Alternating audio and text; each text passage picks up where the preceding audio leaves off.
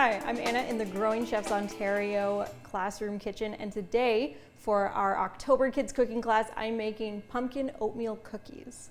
For this recipe, you will need pumpkin puree. You can either use canned puree or you can make your own puree from a roasted pumpkin, and we have a video on how to do that on our website as well. To get started, we're going to mix our dry ingredients together. So that is our oats and our pumpkin pie spice mixture. For our pumpkin pie spice mixture, I have cinnamon, ginger, nutmeg, allspice, and a pinch of salt. Just gonna mix those together really well with my spatula.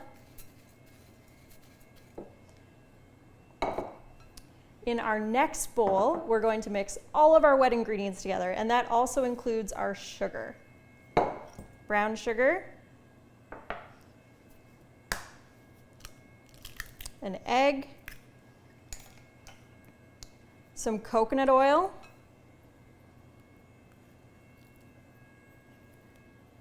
you want to make sure that the coconut oil is a little bit soft, which means it's just been sitting at room temperature for a little bit of time. And then I need 1 cup of my pumpkin puree.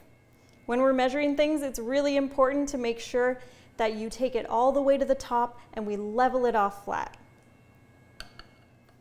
And that's going into the bowl too.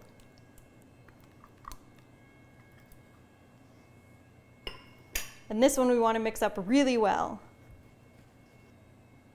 The last thing I'm going to add to my dry ingredients is baking powder. Baking powder is a bit of a magical ingredient because it helps our cookies rise and puff up a little bit. And you'll see that when they're out of the oven. So I'm going to put this in.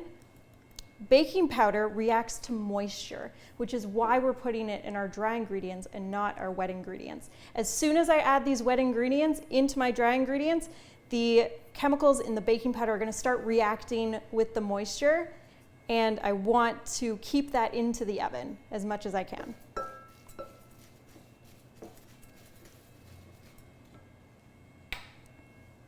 Now we can combine them. I'm going to pour my oats into my wet mixture, and then using a folding motion, I'm going to go from the bottom to the top.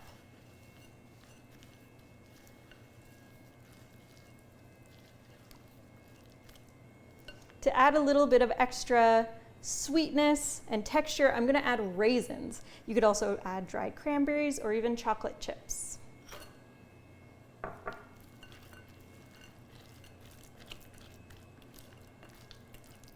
My cookie dough is done. It might not seem like your regular cookie dough because it's very loose, but you will be amazed about how it cooks up in the oven.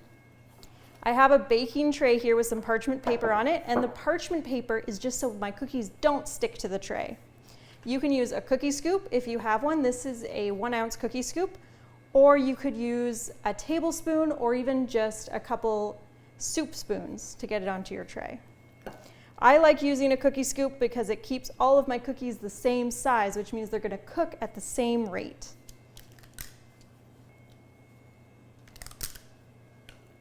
The next thing that you can do is you can take a fork and gently press down the cookies so they're just a little bit flat. These aren't going to move very much in the oven, so we want to get them more into a cookie shape before we bake. Perfect. Next, these are going to go in a 350-degree oven for about 15 to 20 minutes. I'm looking for the bottom to be nice and crisp and golden brown, and then I know that they're done. My pumpkin cookies are out of the oven, and it smells amazing in here. All I smell is pumpkin and cinnamon and a little bit of nutmeg and ginger. I knew they were done because I turned them over and I saw that it was beautifully brown and a little bit crispy. But it's still a very soft cookie, as you can see there. This is one of my favorite quick cookie recipes using pumpkin, and it makes a great addition to your lunch or an after-school snack.